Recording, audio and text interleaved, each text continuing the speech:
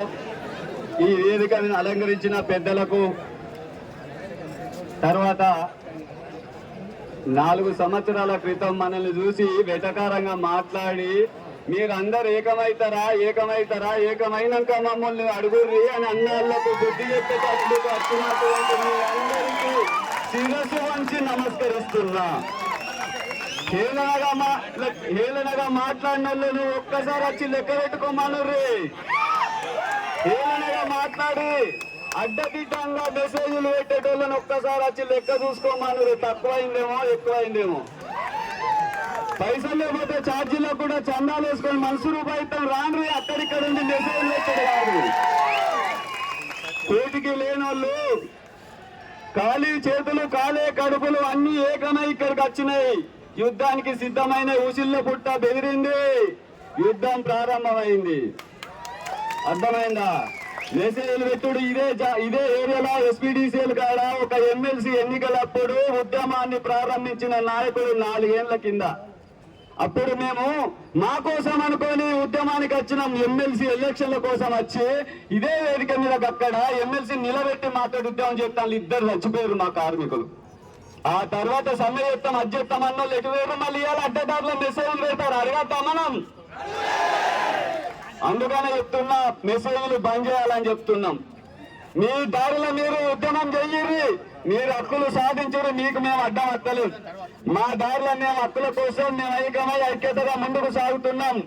కలిసి వస్తే రాండి. ఇప్పటికి కూడా మిమ్మల్ని చేతులు జోడించి దండం పెట్టి వేడుకుంటున్నాం. మాతోటి రాండి, మా హక్కుల కోసం రాండి. ఆనాడు కోర్టు జడ్జిమెంట్ ఇచ్చినాక తర్వాత మేము పెద్దోళ్ళం, మేము పెట్టమని చెప్పేటోళ్ళు జడ్జిమెంట్ ఇచ్చినాక ఆ జడ్జిమెంట్ ఇంప్లిమెంట్ చేయమని ఎందుకు కొట్లాడలేదు? మీరు 30 సంవత్సరాల చరిత్ర కలిగిన ఈ విద్యుత్ సంస్థలు ఉన్న మీరు ప్రధాన సంఘాలం అని చెప్పుకునేటోళ్ళు, గుర్తింపు సంఘం అని చెప్పుకునేటోళ్ళు 30 సంవత్సరాల నుంచి వీళ్ళకి మనవేర సాగిస్తున్నారు. మీ కార్మిక చట్టాలు ఏమైనాయి? మీ అద్దాల మేడ, మీ అద్దాల చెరసాలలో బందీ అయిన కార్మిక చట్టాలను బయటికి తీసి చదివి చెప్పుర్రి. మమ్మల్ని పర్మనెంట్ చేయగానే ఎక్కడ చెప్పింది అని అడుగుతున్నాం మిమ్మల్ని. కోర్టు చెప్పినాక దాన్ని ఇంప్లిమెంట్ చేయకుండా స్టాండింగ్ ఆర్డర్ ఎందుకు తెచ్చారు? ఎందుకు పెట్టారు? పెట్టడానికి కారణం ఏంటిది? మీ చరిత్ర లేదా? మీరు ఎక్కడి నుంచి వచ్చారు? మీరు కదా ఇక్కడి నుంచే మాలాంటి వాళ్ళ కాంచి వచ్చారు కదా. మేము ఇవాళ మా కార్మికులు చనిపోతే ఆ కుటుంబానికి 1 లక్ష 2 లక్షలు కూడా వస్తలేవు. ఒక బండ కింద వచ్చిన వాళ్ళు, కరెంటు షాక్ వచ్చిన వాళ్ళకు లక్షలు కోట్లు ఇస్తారు కదా. మరి మేము దానికి కూడా పనికి రాకుండా అయిపోయినమే. మా బతుకులు ఏంటి? ఎవరు చెప్పుకున్నాడు? ఇవాళ చదివి పూర్వాన్న చదివేయలేక, బడి దోలలేక సార్లు వెళ్ళగొడతా అంటే కన్నీళ్లు పెట్టుకుంటాం. ఇవాళ పెరిగిన 50 రూపాయల బియ్యం, 70 రూపాయల బియ్యం కొనలేము మేము. అటువంటి రేషన్ కార్డు లేదు. ఇటో గవర్నమెంట్ నౌకరి. ఇంటి పక్క వాళ్ళు అంటారు ఏమమ్మా నేను ఎవరు మా పర్మనెంట్ అట అంటే ఏం లేదు అంటారు. అందరు ఊరంతా ఈ ప్రభుత్వం అంత పర్మనెంట్ అని చెప్తారు. నువ్వు కాదంటాను, నేను అప్పగుతాను అనుకుంటాను అని అంటారట ఇంటి పక్క వాళ్ళు. ఏం చెప్పానో అర్థమైతలేదు. అర్థమవుతుందా? అందుకనే నేను చెప్పేది ఒకటే, ఆట మొదలైంది, ఆడుకున్నాం, హక్కులు సాధించేంత పోతాను. ఇవాళ మిమ్మల్ని అందరినీ డైవర్ట్ చేసి సర్వీస్ రూల్స్ అంటారు కదా. నేను ఒక్కటే అడుగుతున్నా, సర్వీస్ రూల్స్ వేరు, క్యాడర్ వేరా ఈ విద్యుత్ సంస్థల? ఇలా నోటిఫికేషన్ ఏపీఎస్సీ రూల్స్ వల్ల 10 మంది ఖాళీలు ఉన్నాయని నోటిఫికేషన్ ఇస్తారా? జేఎల్ఎంలు 10 మంది అని నోటిఫికేషన్ ఇస్తారా? ఎందుకు నాయకులు చట్టాలు వేసిన వాళ్ళు ఎందుకు తప్పుదారు పట్టించి మా జీవితాలతో ఆడుకుంటారు? ఎందుకు ఉనికిని చాటుకోవడానికి మా చందాల మీద దండాలు ఎందుకు చేస్తారు? మీకు ఈ 7 ఏళ్ల నుంచి చందాలతో మీరు ఎంత పెద్దగా ఆలోచించుకోరు. చందాలకు మేమే కావాలి. మీ ఉద్యమాలకు, మీ ప్రమోషన్లకు, మీ పర్మనెంట్లకు మేము కావాలి. బలగం. మరి మా కోసం మీ బలం ఏది?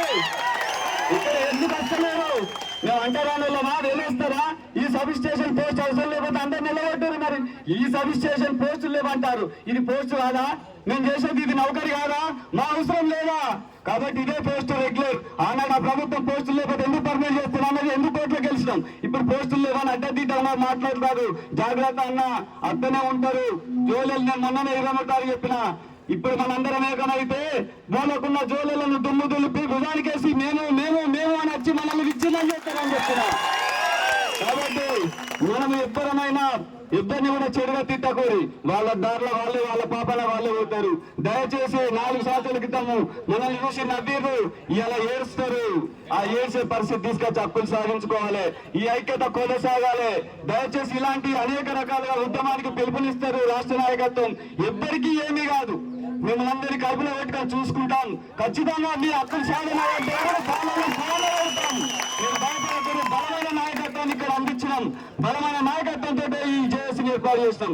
గతంలో బలమైన నాయకత్వం లేక పేర్ల పక్కకు సువర్ణాంశాలకు జేఏసీ పేర్లు పెట్టుకున్న నాయకులు మనకద్దు, హక్కులు సాధించే నాయకులు కావాలి.